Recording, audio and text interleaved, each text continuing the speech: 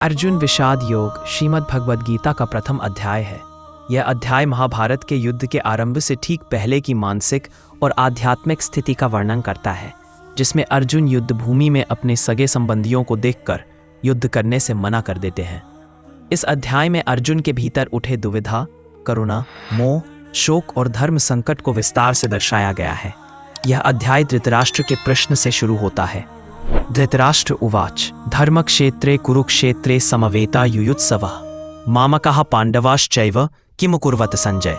कुरुक्षेत्र जो धर्म भूमि है, वह युद्ध की इच्छा से एकत्र हुए मेरे और पांडवों के पुत्रों ने क्या किया। यह प्रश्न संकेत करता है कि धृतराष्ट्र को पांडवों के प्रति द्वेष था और वह चाहता था कि युद्ध में उसके पुत्र विजयी हों। संजय, जो दिव्य दृष्टि के माध्यम से युद्ध भूमि को देख रहे हैं, जवाब देना शुरू करते हैं। वे युद्ध की दोनों सेनाओं का वर्णन करते हैं।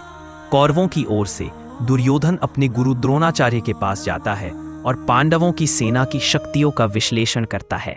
वह पांडवों की सेना में भीम, अर्जुन, द्रुपद, धृष्टद्युम्न, शिखंडी, युयुधान, उत्तमौजा, अभिमन्यु आदि वीर योद्धाओं की उपस्थिति देखकर चिंतित होता है और अपनी सेना को युद्ध के लिए तैयार रहने को कहता है।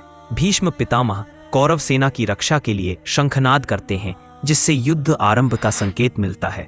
दोनों पक्षों के योद्धा शंख, नगाड़े, भेरी आदि बजाते हैं और वातावरण पूरी तरह युद्धमय हो जाता है। पांडवों की सेना का नेतृत्व अर्जुन कर रहे होते हैं, जिनका रथ श्री कृष्ण चला रहे होते हैं। अर्जुन श्री कृष्ण से कहते हैं, सेनयोर उभयोर मध्य रथं स्थापयमेच्युत, अर्थात हे अच्युत, मेरा रथ दोनों सेनाओं के बीच खड़ा करें ताकि मैं ये देख सकूं कि मुझे किन किन लोगों से युद्ध करना है। जब श्री कृष्ण अर्जुन का रथ दोनों सेनाओं के बीच ले जाते हैं और अर्जुन अपने सामने अपने गुरु द्रोणाचार्य, पितामह, भीष्म, भाई, चाचा, साले, मित्र और अन्य स्वजनों को खड़े देखते हैं तो उनका हृदय भर आता है। वे मानसिक रूप से टूटने लगते हैं। अर्जुन कहते हैं, हे कृष्ण, मैं इन लोगों को मारकर कोई सुख नहीं देखता। न तो राज्य चाहिए, न विजय, न सुख। जब जिनके लिए राज्य, सुख और भोग चाहिए वे ही नहीं रहेंगे तो इन सब का क्या मूल्य। अर्जुन का मन करुणा, मोह और भ्रांति से भर जाता है। वे कहते हैं, मेरे हाथ कांप रहे हैं, धनुष गिर रहा है, शरीर कांप रहा है और मन भ्रमित हो गया है। उनकी आंखों में आंसू आ जाते हैं और वे युद्ध न करने का निर्णय लेते हैं। वे यह भी कहते हैं कि कुलों का विनाश होगा, जिससे कुल धर्म नष्ट होगा।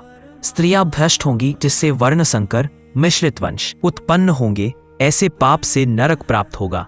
यह युद्ध अधर्म और पाप का कारण बनेगा। इन तर्कों के आधार पर अर्जुन युद्ध को त्यागना चाहते हैं।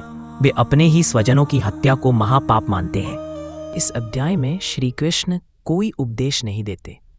वे केवल अर्जुन की मनोस्थिति को सुनते और समझते हैं। वे प्रतीक्षा करते हैं कि अर्जुन अपनी बात पूरी कर ले और अपने अंतर्मन की गहराई तक पहुंच जाए। वास्तव में यह अर्जुन की आत्मा की पुकार है, एक ऐसा समय जब वह आध्यात्मिक उत्तरों के लिए तैयार होते हैं। अर्जुन कहते हैं, हे गोविंद, मैं युद्ध नहीं करूंगा। इसके बाद वे शोक में डूबकर रथ के पिछले भाग में बैठ जाते हैं और उनका धनुष गांडीव हाथ से गिर जाता है। अर्जुन अब पूर्णतः निष्क्रिय और भ्रमित अवस्था में है। अर्जुन विषाद योग श्रीमद् भगवद गीता का अत्यंत महत्वपूर्ण अध्याय है। यह अध्याय नायक की कमजोरी, द्वंद्व और भावनात्मक संघर्ष को उजागर करता है, जो हर मनुष्य के जीवन में कभी ना कभी आते हैं। यही वह क्षण होता है जब व्यक्ति को किसी दिव्य मार्गदर्शन की आवश्यकता होती है। अर्जुन के विषाद से ही गीता का ज्ञान आरंभ होता है और यही विषाद एक योग, आध्यात्मिक जुड़ाव में बदल जाता है। जय श्री कृष्ण। अगला अध्याय अगली वीडियो में। अगर वीडियो से मन को शांति मिली हो तो कृपया एक लाइक और चैनल को सब्सक्राइब जरूर करें। धन्यवाद।